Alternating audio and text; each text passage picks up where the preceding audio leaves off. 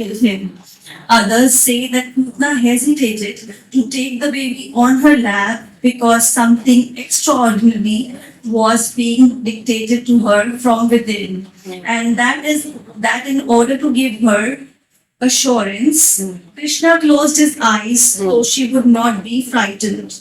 And yet others interpret in this way, Krishna appeared in Krishna appeared in order to kill the demons and give protection to the devotees. As stated in the Bhagavad-Gita, Paritranaya sadhunam vinashaya dushkritam, the first demon to be killed was a woman.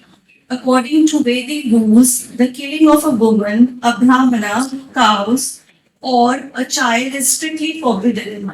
Krishna was obliged to kill the demon Putna, and because the killing of woman is forbidden according to Vedic Shastras, he could not help but close his eyes. Another interpretation is that Krishna closed his eyes because he simply took Putna to be his nurse. Putna came to Krishna just to offer the rest for the Lord to suck. Krishna is so merciful that even though he knew Putna was there to kill him, he took her as his nurse or mother.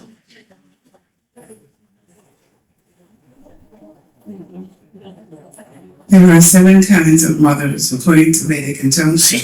The real mother, the wife of a teacher or spiritual master, the wife of a king, the wife of a brahmana, the cow, the nurse, and Mother Earth. Because Putana came to take Krishna on her lap and offer her breast milk to be sucked by him, she was accepted by Krishna as one of his mothers. That is considered to be another reason he closed his eyes. He had to kill a nurse or mother. But his killing of his mother or nurse was no different from his love for his real mother or his foster mother, Yashoda. We further understand from Vedic information that Putana was also treated as a mother and given the same facility as Yashoda. As Yashoda was given liberation from the material world, Putana was also given liberation. When the baby Krishna closed his eyes, Putana took him on her lap. She did not know that she was holding death personified.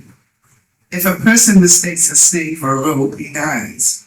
Similarly, Putana had killed so many babies before meeting Krishna, and she mistook him to be like them. But now she was accepting the snake that would kill her immediately. And showed motherly affection toward Krishna. They did not forbid her. They could not understand that she was a sword without a decorated case. Putana had smeared a very powerful poison on her breasts, and immediately after taking the baby on her lap, she pushed her breastly nipple within his mouth. She was hoping that as soon as he would suck her breast, he would die. But baby Krishna very quickly took the nipple in anger. He sucked the milk poison along with the life air of the demon. In other words, Krishna simultaneously sucked the milk from her breast and killed her by sucking out her life. Krishna is so merciful that because the demon Putana came to offer her breast milk to him, he fulfilled her desire and accepted her activity as motherly. But to stop her from further nefarious activities, he immediately killed her. And because the demon was killed by Krishna, she got liberation. As Krishna pressed her breast extremely hard and sucked out her very breath, Putana fell down on the ground, spread her arms and legs, and began to cry, "Oh child, leave me, leave me." She was crying loudly and perspiring, and her whole body became wet. As she died screaming, there was a tremendous vibration on the earth and in the sky, on the upper and lower planets, and in all directions. And people thought that thunderbolts were falling. Thus, the nightmare of the Putana witch was over, and she assumed her real feature as a great demon. She opened her fierce mouth and spread her arms and legs all over. She fell exactly as Vrindavan did when struck by the thunderbolt of Indra. The long hair on her head was scattered all over her body. Her fallen body extended up to 12 miles and smashed all the trees to pieces. And everyone is struck with wonder upon seeing this gigantic body. Her teeth appeared just like plows, and her nostrils appeared just like mountain caves. Her breasts appeared like small hills, and her hair was a vast reddish bush. Her eye sockets appeared like blind wells, and her two thighs appeared like two banks of a river. Her two hands appeared like two strongly constructed bridges, and her abdomen seemed like a dried-up lake. All the coward men and women became struck with awe and wonder upon seeing this, and the tumultuous sound of her falling shocked their brains and ears and made their hearts beat strongly. When the gopis saw little Krishna fearlessly playing on Putana's lap, they quickly came and picked him up. Mother Yashoda, Rohini, and other elder gopis immediately performed the auspicious rituals by taking the tail of a cow and circumambulating his body. The child was completely washed with the urine of a cow, and the dust created by the horns of the cows was thrown all over his body. This was all just to save little Krishna from future inauspicious accidents. This incident gives us a clear indication of how important the cow is to the family, society, and to living beings in general. The transcendental body of Krishna did not require any protection, but to instruct us on the importance of the cow, the Lord was smeared over with cow dung, washed with the urine of a cow, and sprinkled with the dust upraised by the walking of the cows.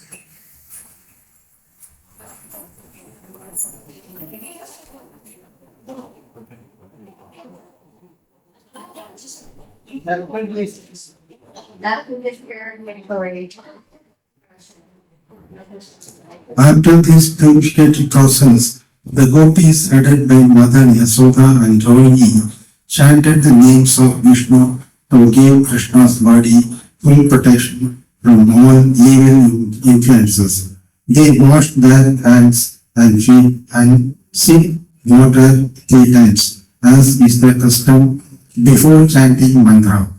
They chanted as follows: My dear Krishna, may the Lord, who is known as Aja, protect your legs. May Lord Maniman protect your knees. May Lord Yajna protect your thighs. May Lord Achyuta protect your upper waist. May Lord Ayagriva protect your abdomen.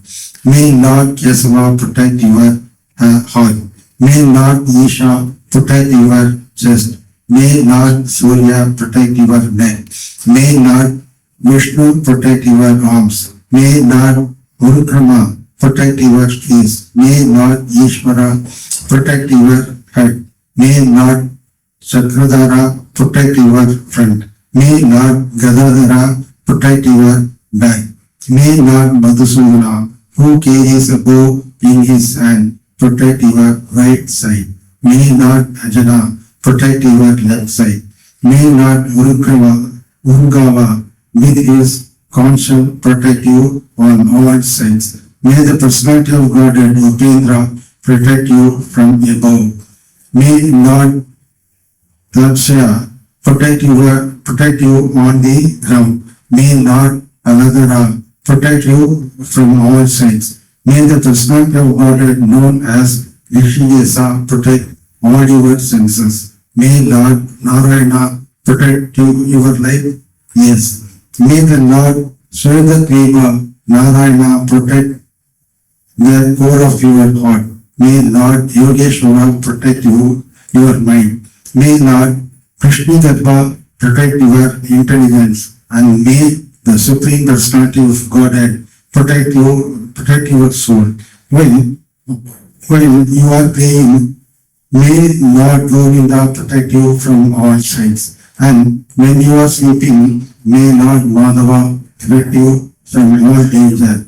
When you are working, may the Lord of Vaikuntha protect you from falling They're down. reading When the you are Prabhupada, sitting, but where's may Prabhupada? Lord Narayana give you all protection. And when you are eating, may the Lord of all sacrifices give you all protection. Prabhupada's in the picture.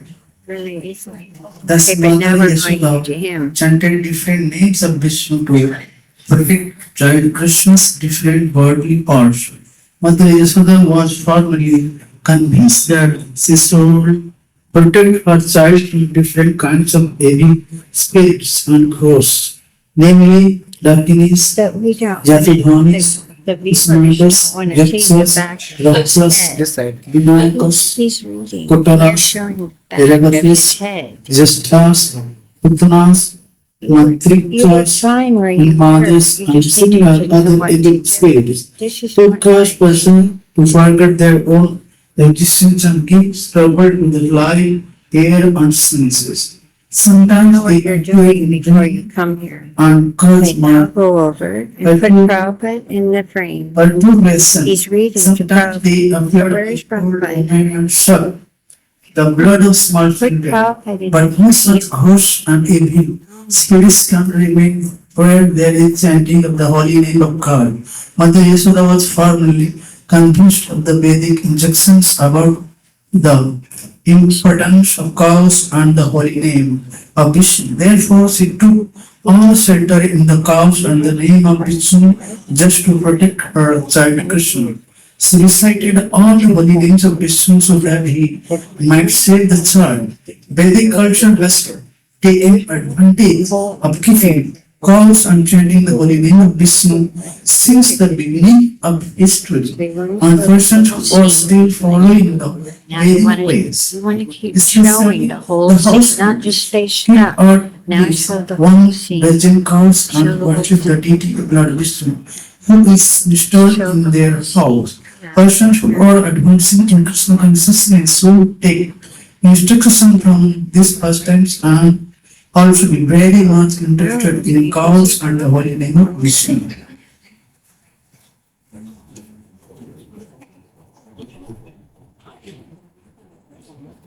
The elder gopis of Vrindavan were so absorbed in affection Cutting of his head Krishna that they wanted to save him. Out. Although there was no Bring him need outward. to, for he had already protected himself. They could not understand that Krishna was the supreme personality of Godhead, playing as a child.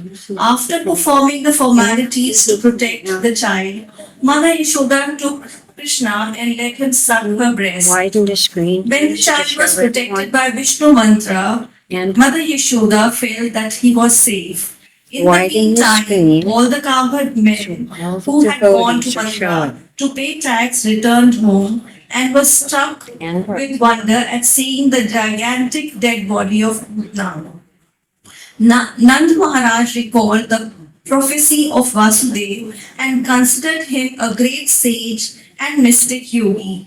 Otherwise, how could he have foretold an incident that happened during his absence from Vrindavan?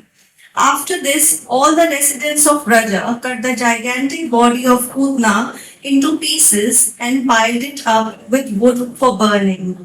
When all the limbs of Putna's body were burning, the smoke emanated from the fire created a good aroma of a guru. This aroma was due to her being killed by Krishna.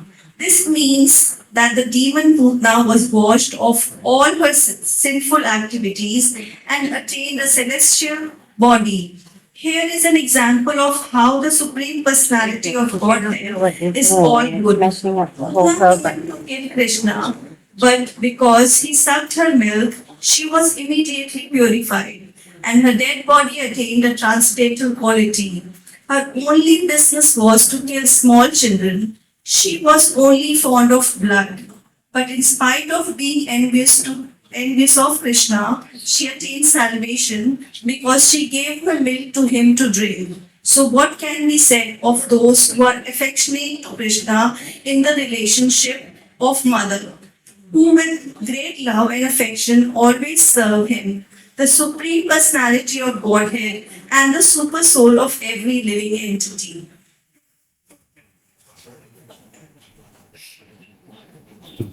It is concluded, therefore, that even the little energy expended in the service of the You're Lord cutting off the gives others. once thousand mental Just leave profit. it. You don't need This to is correct explained in the Bhagavad-Gita. distract. Santamapyasya dharmasya trayate mahato vyat.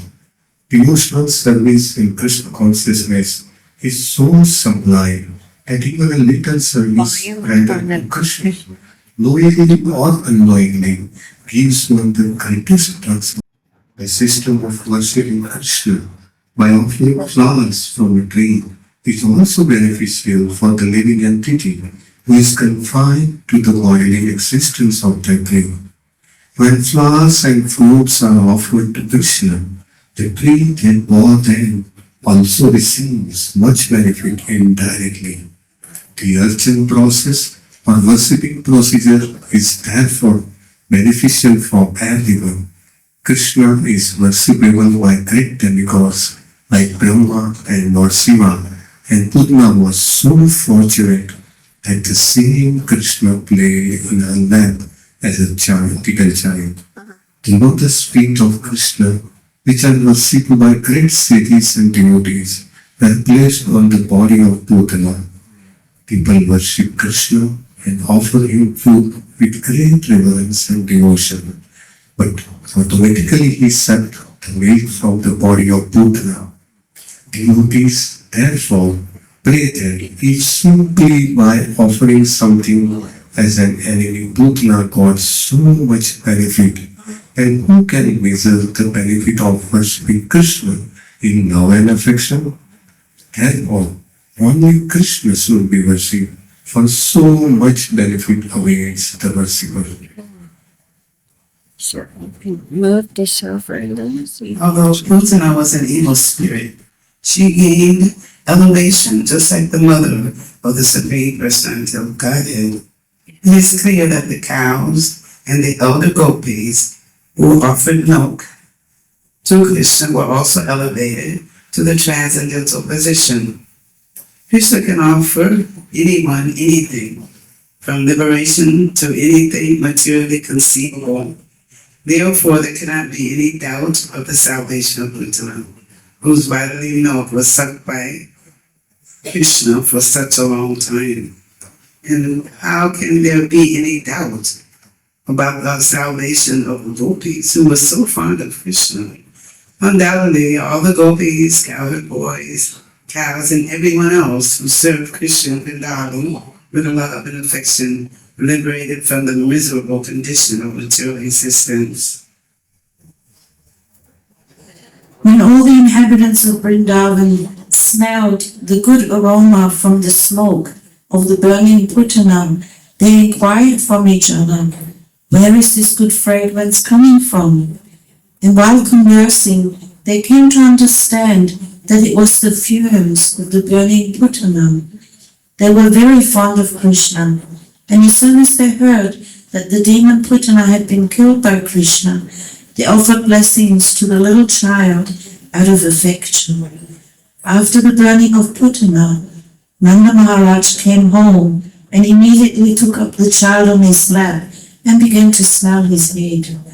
In this way, he was quite satisfied that his little child was saved from this great calamity.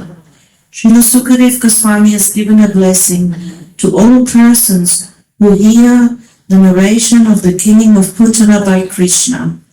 They will surely attain the favor of Govinda. Thus ends the Bhaktivedanta Prabhupada of the 6th chapter of Krishna, Putana killed.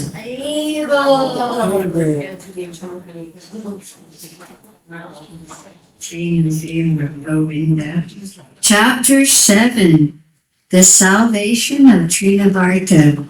The Supreme Personality of Godhead, Krishna, is always full with 6 opulences, namely complete wealth, complete strength, complete fame, complete knowledge, complete beauty, and complete renunciation. The Lord appears in different complete eternal forms of incarnation. The conditioned soul has immense opportunity to hear about the transcendental activities of the Lord in these different incarnations. In the Bhagavad-Gita, it is said, Janma karma jame divyam. The pastimes and activities of the Lord are not material. They are beyond the material conception, and the conditioned soul can benefit by hearing such uncommon activities. Hearing is an opportunity to associate with the Lord. To hear his activities is to evolve one's transcendental nature simply by hearing. The conditioned soul has a natural aptitude to hear something about other conditioned souls in the form of fiction, drama, and novel. That inclination to hear something about others may be utilized in hearing the pastimes of the Lord. Then one can immediately evolve his transcendental nature. Krishna's pastimes are not only beautiful, they are also very pleasing to the mind.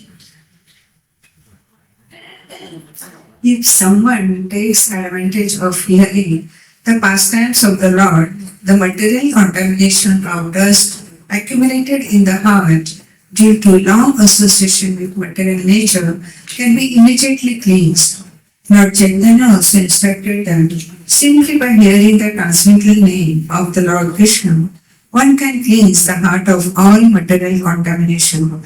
There are different processes for self-realization, but this process of devotional service, of which hearing is the most important function, when adopted by any conditioned soul, will automatically cleanse him of all material contamination and enable him to realize his real constitutional position. Conditional life is due to this contamination only, and as soon as it is cleared off, even naturally, the dormant function of the living entity rendering service to the Lord awakens. By developing his eternal relationship with the Supreme Lord, one becomes eligible to create friendship with the devotees. Maharaj Parikshit recommended from practical experience that everyone try to hear about the transcendental pastimes of the Lord. This Krishna treatise is made for that purpose, and the reader may take advantage of it to attain the ultimate goal of human life.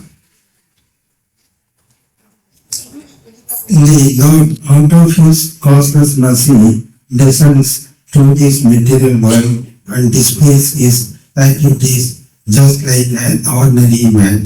Unfortunately, the impulsives or the atheistic class of men consider Krishna to be an ordinary man like themselves, and so they deride them. This is condemned in the Bhagavad-Gita by the Lord himself, when he says, Avajalanti Mamuda, the Buddhas or rascals, take Krishna to be an ordinary man or a slightly more powerful man. Out of their great misfortune, they cannot accept him as the Supreme Personality of Godhead. Sometimes such unfortunate persons misrepresent themselves as incarnations of Krishna without referring to the authorized scriptures.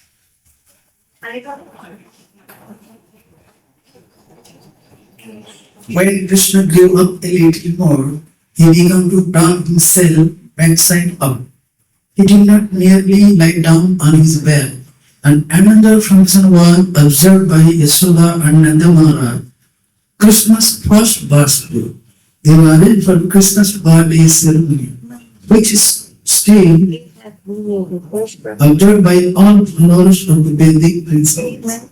Krishna's birthday ceremony is observed in India by all Hindus, irrespective of different sectarian views. All the government and women were invited to participate in the jubilee celebration. A nice band played and the assembled people enjoyed it. All around, Brahmanas were invited and they chanted Vedic hymns for the good fortune of Krishna. During the chanting of the Vedic hymns and playing of bands, Krishna was bathed by Mother Yashoda. This bathing ceremony is technically called Abhishek, and even today, this is observed in all the temples of Vrindavan on Janmashtami or the birthday anniversary of Lord Krishna.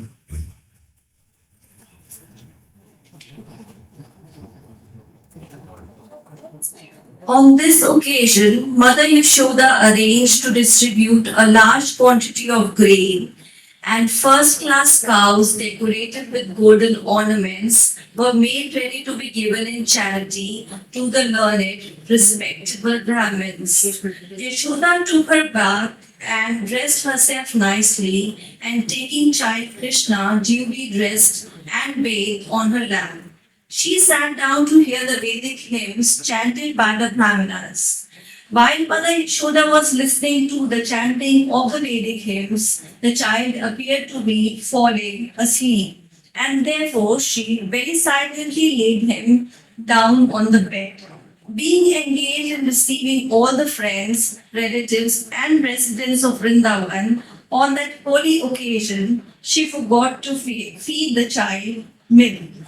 He was crying, being hungry, but Mother Yashoda could not hear him cry because of the various noises. The child, however, became angry because he was hungry and his mother was not paying attention to him.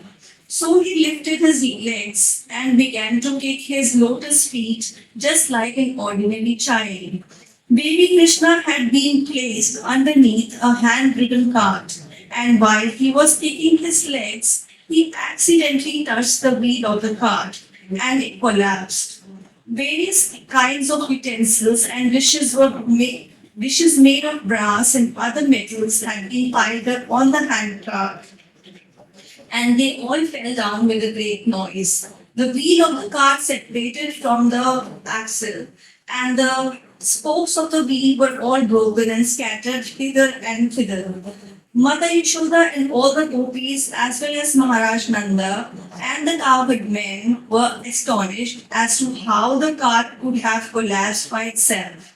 All the men and women who were assembled for the holy function crowded around and began to suggest how the cart might have collapsed. No one could ascertain the cause, but some small children who were entrusted to play with the baby Krishna informed the crowd that it was due to Krishna striking his feet against the wheel. They assured the crowd that they had seen how it happened with their own eyes, and they strongly asserted the point. Some were listening to the statement of the small children, but others said, "How can you believe the statement of these children?" The cowherd men and women could not understand that all-powerful personality of Godhead was lying there as a baby, and that he could do anything. Both the possible and impossible were in his power.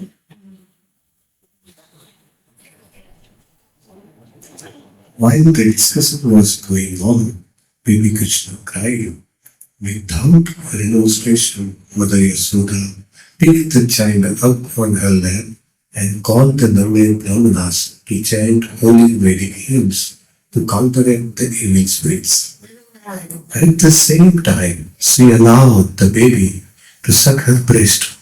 If a child sucks the mother's breast nicely, it is to be understood that he is out of all danger. After this, all the stronger cowherd men put the broken cart in order, and all the scattered things were set up nicely as before. The Brahmanas thereafter began to offer obeisance to the sacrificial fire with yogurt, butter, kusa grass, and water. They worship the Supreme Personality of Godhead for the good fortune of the child. The Brahmanas who were present at that time were all qualified because they were not envious.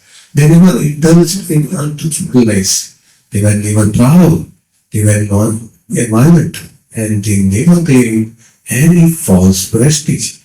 They were all bona fide Brahmanas, and there was no reason to think that their blessings would be useless. With firm faith in the qualified Brahmanas, Nanda Maharaj took his child on his lap and bathed him with water mixed with various herbs, while the Brahmanas chanted hymns from Rig, Yajur, and Samvedas.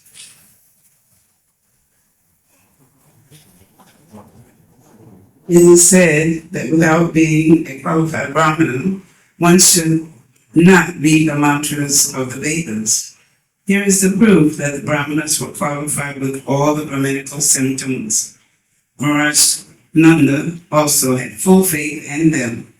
Therefore, they were allowed to perform the ritualistic ceremonies by chanting the Vedic mantras. There are many different varieties of sacrifices recommended for different purposes, but the mantras are all to be chanted by qualified Brahmanas. And because in this age of Kali such qualified Brahmanas are not available, all Vedic ritualistic sacrifices are forbidden. Sri Chaitanya Mahaprabhu has therefore recommended only one kind of sacrifice in this age, namely the Sankirtan Yagna, or chanting the Maha Mantra. Hare Krishna, Hare Krishna, Krishna Krishna, Hare Hare, Hare Rama, Hare Rama, Rama Rama, Hare Hare. As the Brahmanas chanted the Vedic hymns and performed the ritualistic ceremonies for the second time, Nanda Maharaj again gave them huge quantities of grain and many cows. All the cows which were given in charity were covered with nice gold embroidered garments, and their horns were bedecked with golden rings. Their hooves were covered with silver plate, and they wore garlands of flowers. He gave so many cows just for the welfare of his wonderful child, and the Brahmanas in return bestowed their heartfelt blessings. And the blessings offered by the able Brahmanas were never to be baffled. One day, shortly after the ceremony, when Mother Yashoda was patting her baby on her lap, the baby felt too heavy, and being unable to carry him, she unwillingly placed him on the ground. After a while, she became engaged in household affairs. At that time, a servant of Kamsa's known as Srila, as instructed by Kamsa, appeared there in the shape of a whirlwind. He picked the child up on his shoulders and raised a great dust storm all over Vrindavan, covering everyone's eyes. Within a few moments, the whole area of Vrindavan became so densely dark that no one could see himself or anything else. During this great catastrophe, Mother Yashoda could not see her baby, who had been taken away by the whirlwind, and she began to cry very piteously. She fell down on the ground exactly like a cow who has just lost her calf. When Mother Yashoda was so piteously crying, all the coward women immediately came and began to look for the baby, but they were disappointed and could not find him. The Trinavarta demon went high into the sky with baby Krishna on his shoulder, but the baby assumed such a weight that suddenly he could not go any further, and he had to stop his whirlwind activities. Baby Krishna made himself heavy and began to weigh down the demon, catching hold of his neck. Trinavarta felt the baby to be as heavy as a big mountain, and he tried to get out of his clutches, but he was unable to do so, and his eyes poked out from their sockets. Crying very fiercely, he fell down to the ground of Vrindavan and died. The demon fell exactly like Tripurasura, who was pierced by the arrow of Lord Shiva. Trinavarta hit a stone slab and his limbs were smashed. His body became visible to all the inhabitants of Vrindavan. When the gopis saw the demon killed and chanting Krishna very happily playing on his body, they immediately picked Krishna up with great affection. The coward men and women became very happy to get back their beloved child Krishna. At that time, they began to talk about how wonderful it was that the demon had taken away the child to give over him, but could not do so. Instead, he fell down dead. Some of them supported that situation. This is proper because those who are too sinful die from their sinful reaction, and Jai Krishna is pious. Therefore, he is safe from all kinds of fearful situations. And we too must have performed great sacrifices in our previous lives, worshipping the Supreme Personality of Godhead, giving great wealth in charity and acting philanthropically for the general welfare of men. Because of such pious activities, the child is safe from all danger. The gopis assembled then spoke among themselves. What sort of austerities and penances we must have undergone in our previous lives. We must have worshipped the Supreme Personality of Godhead, offered different kinds of sacrifices, made charities, and performed many welfare activities for the public, such as growing banyan trees and excavating wells. As well as a result of these pious activities, we have gotten back our child, even though he was supposed to be dead. Now he has come back to enliven his relatives. After observing such wonderful happenings, Nanda Maharaja began to think of the words of Vasudeva again and again. After this incident, when Yashoda once was nursing a child and patting him with great affection, there stayed a profuse supplying milk from her breast, and when she opened the mouth of the child with her fingers, she suddenly saw the inofficial manifestation within his mouth. She saw within the mouth of Krishna the whole sky, including the luminaries, stars in all directions, the sun, moon, fire, air, seas, islands, mountains, rivers, forests, and all other movable and immovable entities. When Mother Yashoda saw this, her heart began to throb, and she murmured with herself, "How wonderful this is!" She could not express anything, but simply closed her eyes.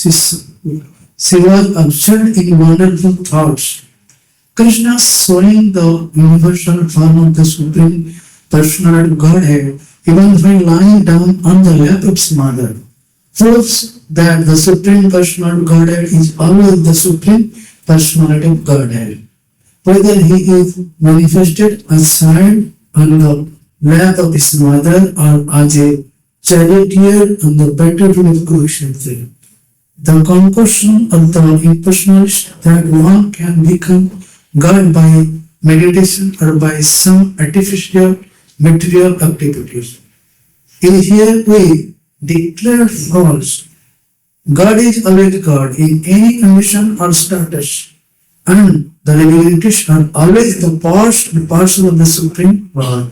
They can never be equal to the inconceivable, supernatural power of the Supreme Personality of Godhead. Thus ends the Bhakti-Vedanta purport of the 7th chapter of Krishna, the salvation of renowned Bharata. Hare Krishna.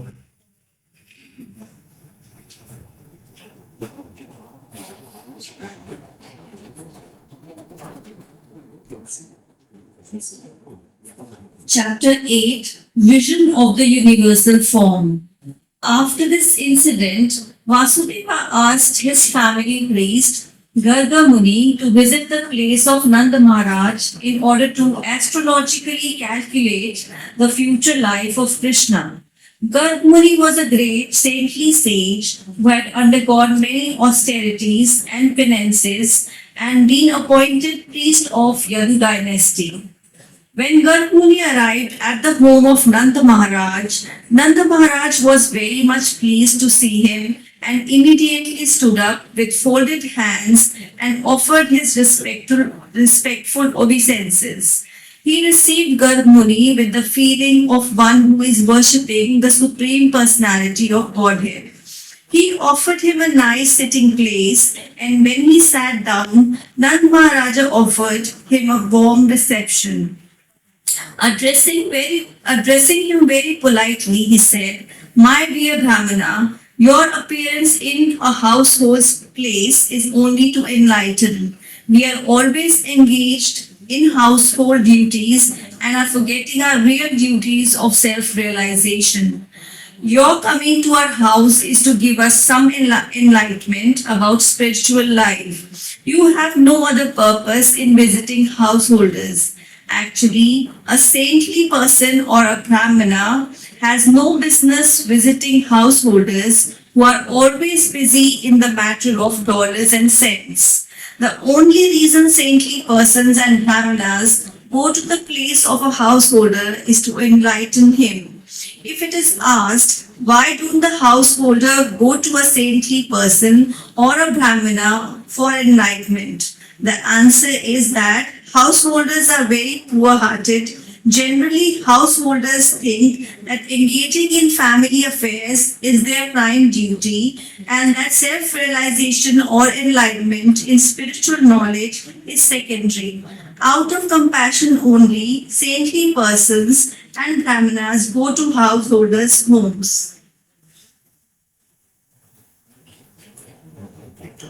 Nanda Maharaj encouraged Garga Muni as one of the great authorities in astrological science. The furthering of astrological science, such as the occurrence of solar or lunar eclipses, are wonderful calculations, and by this particular science, a person can understand the future very clearly. Garga Muni was proficient in this knowledge.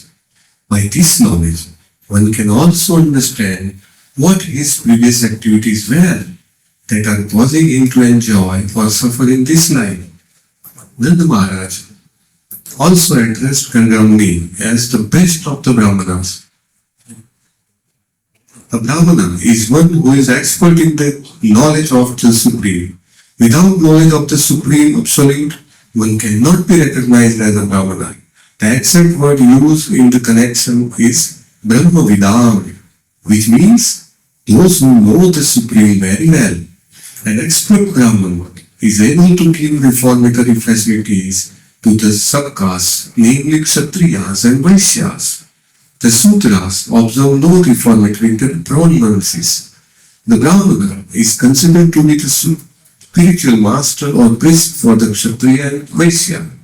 Nanda Maharaj happened to be a Vaishya, and he accepted Garga Muni as a first-class Brahman. He therefore offered his two foster sons, namely Krishna and Balaram, to him to purify. Nanda stated that not only these boys, but all human beings, just after birth, should accept a qualified Brahmana as spiritual master. Upon this request, Garga Muni replied, "Vasudeva had sent me to reformatory performances of these boys, especially Krishna's. But if I do so, it may incidentally appear that Krishna is the son of Devaki, since I'm Vasudeva's family priest." By his astrological calculation, Garga Muni could understand that Krishna was the son of Devaki, which Nanda did not know.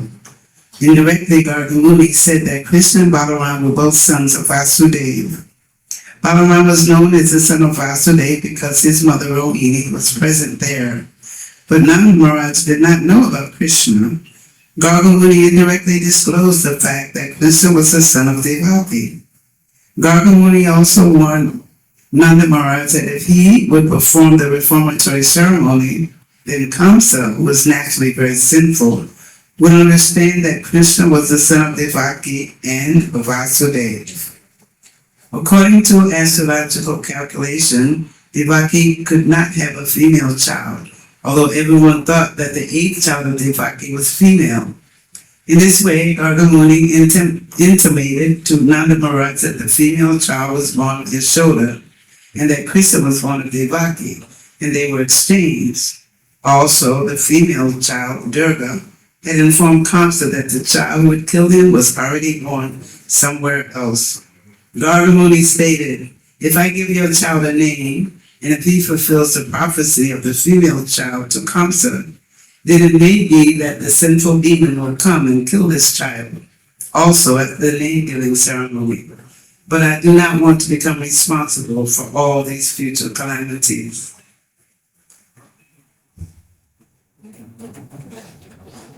On hearing the words of Garga Muni, Nanda Maharaj said, if there is such danger, then it is better not to plan any gorgeous name-giving ceremony.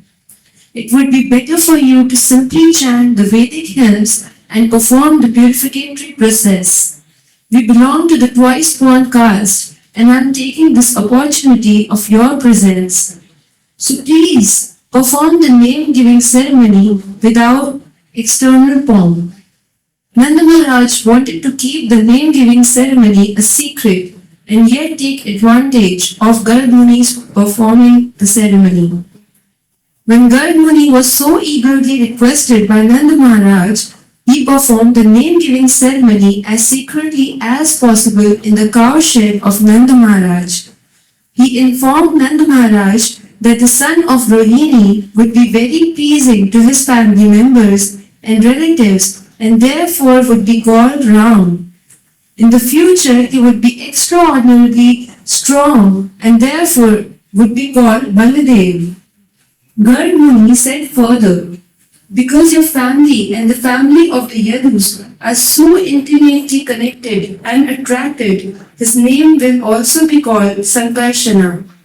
This means that Garga Muni awarded 3 names to the son of Rohini, namely Balram, Sankarshan and Baladev. But he carefully did not disclose the fact that Balaram had also appeared in the womb of Devaki and was subsequently transferred to the womb of Rohini. Krishna and Balaram are real brothers, being originally sons of Devaki.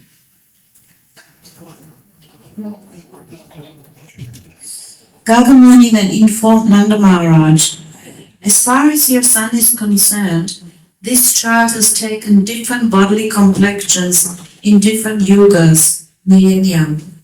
First of all, he assumed the color white, then the color red, then the color yellow, and now he assumed the color black. Besides that, he was formerly the son of Vasudeva, therefore his name should be Vasudeva, as well as Krishna. Some people will call him Krishna, and some will call him Vasudeva. But one thing you must know, this son has had many other names and activities due to his different pastimes. Garga Muni further hinted to Nanda Maharaj that his son would also be called Girikari because of his uncommon pastime of lifting Govardhan hill.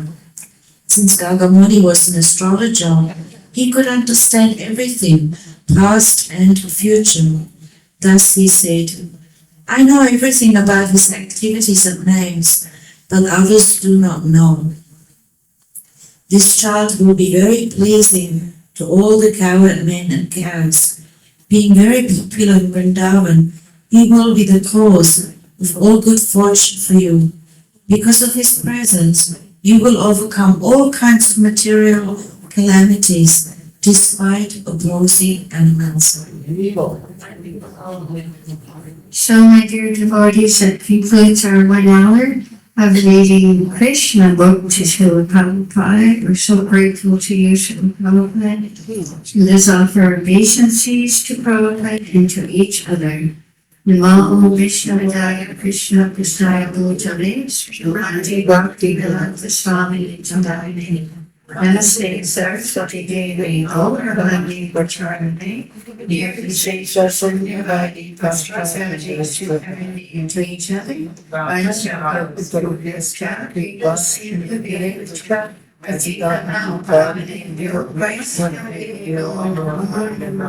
Jai Krishna Bhag, Jai Srila Prabhupada, Sri Lord Bhakti Vrindavan. And may all of our last day at Purushottam Mass be very fulfilling and wonderful. Hare Krishna. Hare Krishna,